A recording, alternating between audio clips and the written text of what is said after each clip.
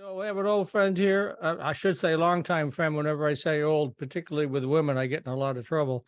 Keith Donovan, the CEO of Airfoil Public Relations. Well, let's kick it off with you're venturing into a new realm. But before we even get into that, let's talk a little bit. I always assume that everybody it doesn't really understand or know about our particular guest. So I asked them to provide a little bit of information. So why don't you go ahead and say exactly? I know what you guys do, obviously, but why don't you Sure. explain to everybody what you do out there? Yeah, absolutely. Well, Mike, thanks for having me. It's always great to be on the show and to catch up with you. Yes, I'm Keith Donovan, CEO of Airfoil Public Relations. So Airfoil, as you said, Mike, we've been in the Detroit area for well over 20 years now, providing public relations and marketing services to an array of industries from technology to automotive, manufacturing, healthcare.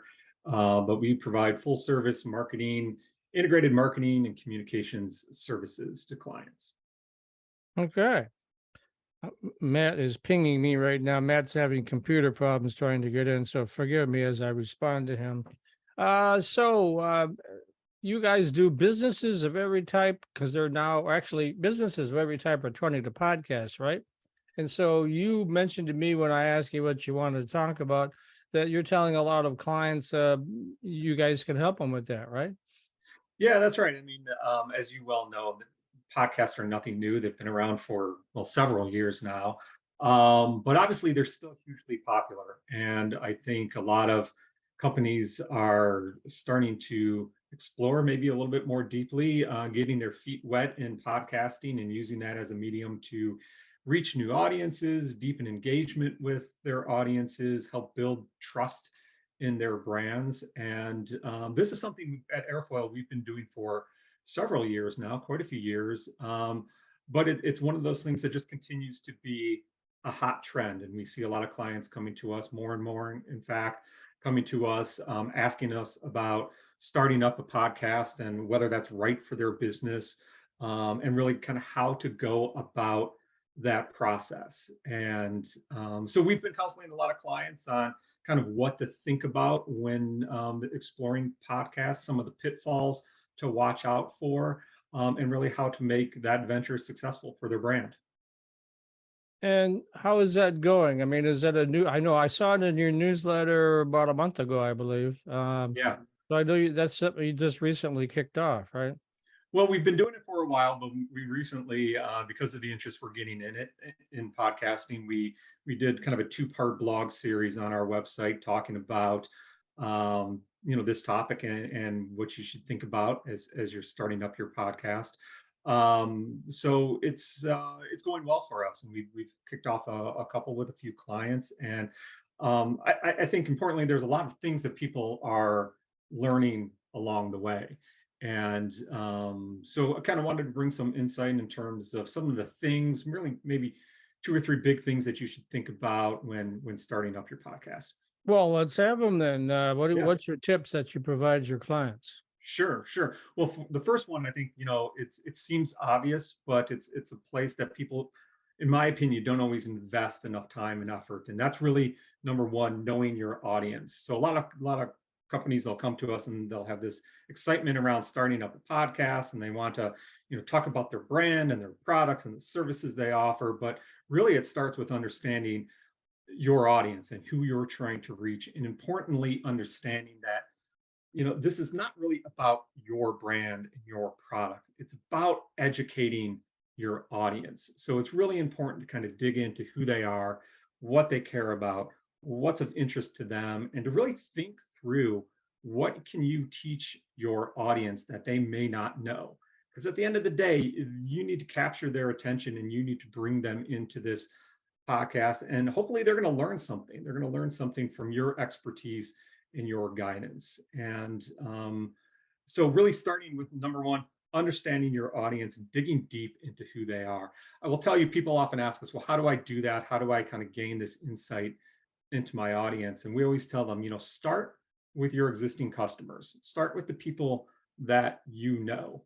If you're getting repeat questions from your customers on particular issues or topics, you know, that might be a great topic for a podcast episode. And take note of those things, write those things down, start a list of those commonly asked questions that you're getting from your customers.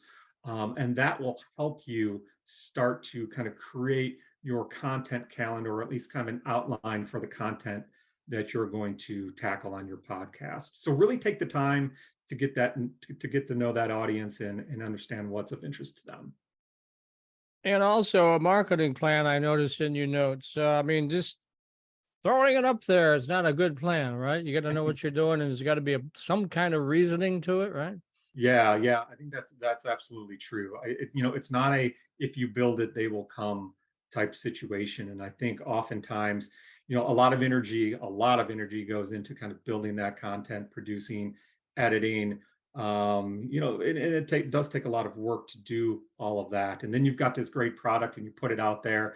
And the intent of all of this is to build a following, right? To engage more people in your brand. But you can't do that, or that's not going to be very successful if you don't put a good marketing plan behind it. And I think that's often an overlooked piece of the process. Everybody is focused on the creation, and there's not enough emphasis that's put on the actual marketing of the product itself. So, I mean, there are obvious things like promoting it on your social media, within your blog, within your newsletter. I think those are all great places to start. Absolutely, that should all happen. That should all be part of the mix. But you're going to, if you really want to make it successful, you're going to need to put some dollars behind it. You're going to need to build in some paid advertising, and a good advertising campaign behind that effort. And we do that a lot for clients. It's digital display, it's social media advertising, in addition to a lot of that organic social media and the other things that I mentioned. But it's definitely the piece I think that is most commonly overlooked, and it's the piece that, if not done well, you know, you're going to have a short-lived run of that podcast. Yeah, though I can speak to this myself. It's also, you just got to have that sticky content. You got to give people a Yeah. reason to come back all the time.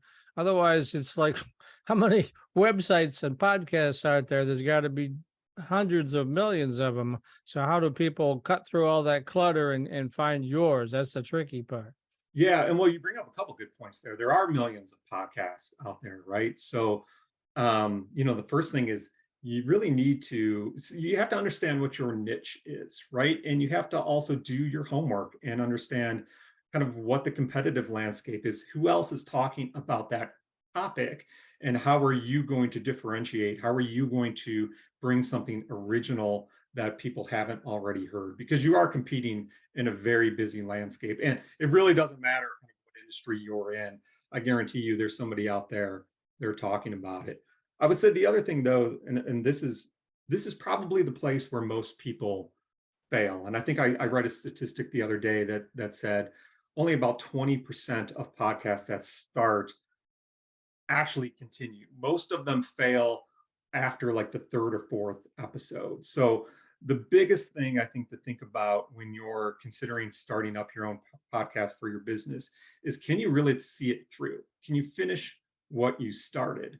And I see a lot of companies kind of run into this problem. It's kind of like getting a new puppy, right? It seems fun and exciting at first until you realize it's twice as much work as you thought it was going to be, and it really takes a village to kind of keep things working well. It's the same thing here with the podcast. You got to think through um, the resources of your team, the time that they have available, the bandwidth of that team, and you have to really make sure that they've got the right skill set to bring to that project. And you know, that's a lot of times where agencies like ours can step in and carry a lot of that load, because it does take a lot of time. It takes a lot of planning. It takes a lot of thought, creativity. It's nothing to just rush into. You have to have a good plan, and you have to have a plan to really see it through, to make it successful. Now, the Matt Roush, the vacation one, we call him, has rejoined us here. So, thoughts And on? I don't have access. I just wanted to tell you, I don't have access to any of the notes of the meeting. So I'm going to let you run the interviews here until I can get my desktop up and running. My laptop is continuously crashing. So I'm coming to you on my phone right now, and all I have is the screen of the meeting. I don't have any of the background material, so my apologies. No problem. So anyway, I can do that. But the other thing that Keith wanted to talk about that he mentioned that wasn't part of his talking points. We were communicating back and forth last week. Is the consumer? Was it? It's not the Consumer Electronics Show anymore, is it? I can't No, remember. it is the Consumer Electronics Show. Okay, I Yeah, wasn't sure if they still CES. call it that, you know, because it was kind of like NAIAS 1, and then we had Detroit, but of course, all that's changed too. But Matt's a veteran of CES. I've never attended one, but Matt's gone to a gazillion of them, right, Matt? Yeah, I've been to 8 or 10 of them. That was one of the fun things I got to do when I was a reporter at WWJ covering high tech. Was every year they'd send me out to Las Vegas, and I couldn't figure out a unique way to cover the show other than to concentrate on the Michigan-based companies that were there. And so I got to know a lot of small electronics manufacturers, custom home stereo makers, and of course the big three and auto suppliers had an increasing presence there. Yep. So what Keith is saying is now is actually the time to begin thinking about that. I don't want to put words in your mouth, Keith. So tell us about that. Yeah, and I know we were kind of going back and forth the other day on this topic, but yeah, CES 2024 is right around the corner. I think it's January 9th through 12th, I think this coming year. And if you're one of those companies that is thinking about attending CES, whether you've done so in the past or this is your first time, this is really the time that we start to tell our clients, this is the time you really need to ramp up your planning for that show. I'll tell you, some of the big companies who go year after year, they've already been working on this for months. They've got their plans in place, and they're starting to kick those plans kind of into the next gear right now. But if you're a smaller company, if you're a mid-market company in particular, and you're kind of looking to make a strong presence at this year's show, this is the time. This is really the time to start planning, and especially if you haven't ever attended, and this is your first time.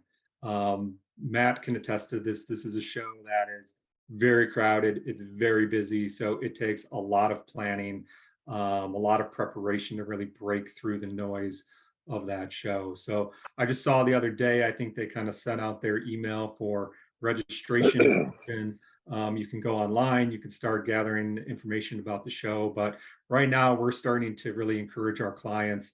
Let's get our plans together. Let's have a solid PR plan in place, because the media landscape, that Matt's been a part of, it's enormous, and you really have to be well organized, have a strong game plan going into a show like that. So we've been taking clients to CES, gosh, I think it's maybe 15, 16 or more years now. So we've got a good process for how we go about this. And there's still time, but this is the time to be focused on it. And so Yeah. how did it go ahead, man? You're gonna say something? Well, I was just going to say, yeah, it's 5 or 6 times the size of the Detroit Auto Show in terms of square footage. Last I checked, there were about 140,000 attendees, of whom over 10,000 are journalists. And so to break through the noise and get noticed there is a real achievement. So I would say also, that you need to be laser focused on what you want to accomplish and the audience you're trying to reach, and work hard on doing that. Don't try to be everything to everybody. You'll never stand out.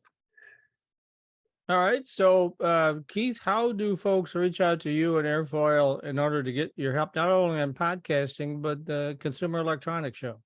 Yeah, you can reach out to us via our website at airfoilgroup.com. You'll see right on the homepage, we've got a 2-part series on podcasting that you'll find right away, but you can also contact us through the website, again, airfoilgroup.com.